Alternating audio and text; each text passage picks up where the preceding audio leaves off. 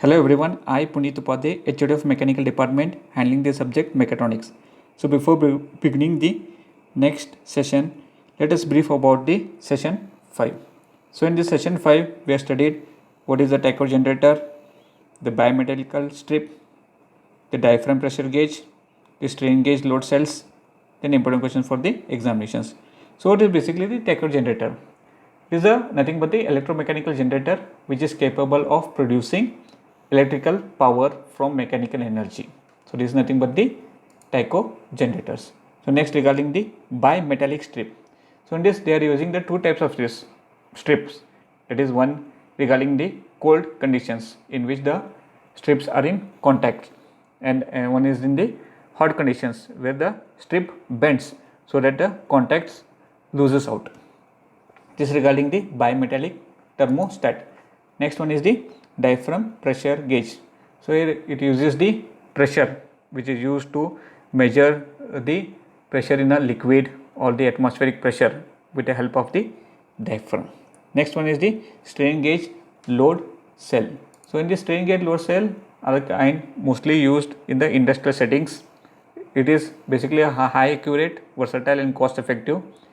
Here it uses the very fine wire, setup of the grid pattern and attached to the flexible backing. So this is nothing but the strain gauge load cell.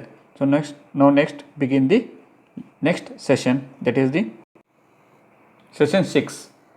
This is a continuation of the session 5. So in this session we are going to study what is a piezoelectric sensor, the turbine meter, the float type liquid level meter, then working of LVDT, then important questions for the examinations.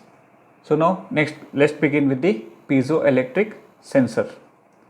So what is piezoelectric sensor? The piezoelectric sensor or the transducer is also a device that uses the piezoelectric effect to measure a change in a acceleration, the pressure, the strain, the temperature or the force by converting this energy into a electric charge. So this is also known as the piezoelectric sensors. The figure which represents the piezoelectric sensors. So here we can see the piezoelectric effect. Then this is the piezoelectric material which is squeezed between the 2 points, that is upper point and the lower point. So what happens here? The piezoelectric material is one kind of a transducer. When we squeeze the piezoelectric material or apply any force on the pressure, the transducer converts this energy into the voltage where the output is shown. This voltage is a function of the force or pressure applied to it. So this shows the output, the amount of the pressure is applied on the material. The electric voltage produced by the piezoelectric transducer can be easily measured by voltage measuring instruments. Since the voltage will be a function of the force or pressure applied to it, we can infer that with the help of the force or pressure by the voltage reading. So in this way, the physical quantities such as mechanical stress or the force can be measured directly by using the piezoelectric sensor or the transducers. So this is the expression regarding the piezoelectric sensors. Next one, turbine flow meter. So in this turbine flow meter, the turbine flow meter is basically constructed with a rotor blades that is used the mechanical energy of a fluid to rotate the rotor in a flow stream.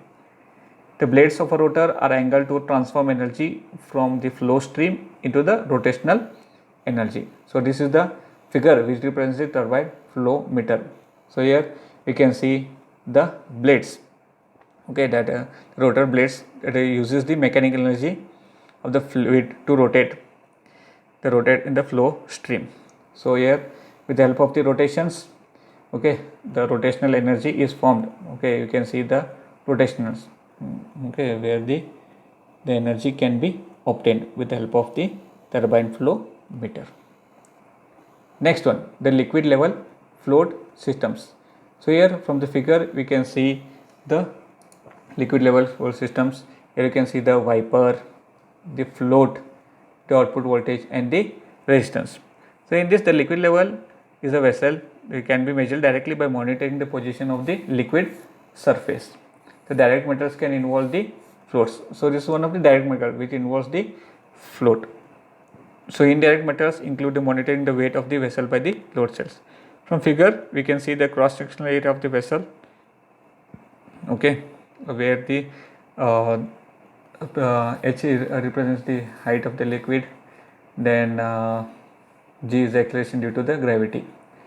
So the difference in the change gives the equations. So here what happens, when the liquid level increases, the float, okay, the float pushes the upwards.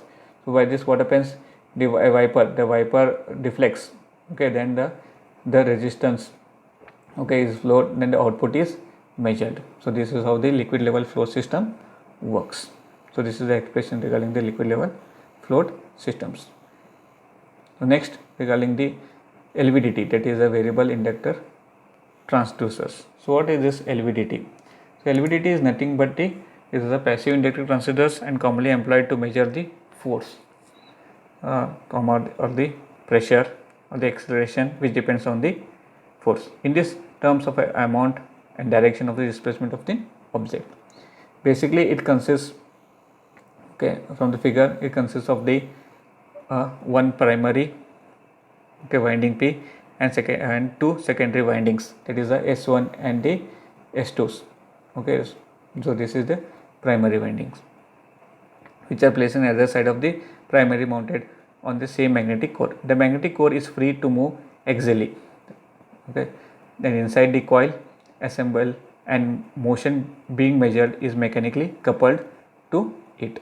So this way the passive inducting transducers which is commonly employed to measure the force, okay, in terms of the amount and direction of displacement of an object.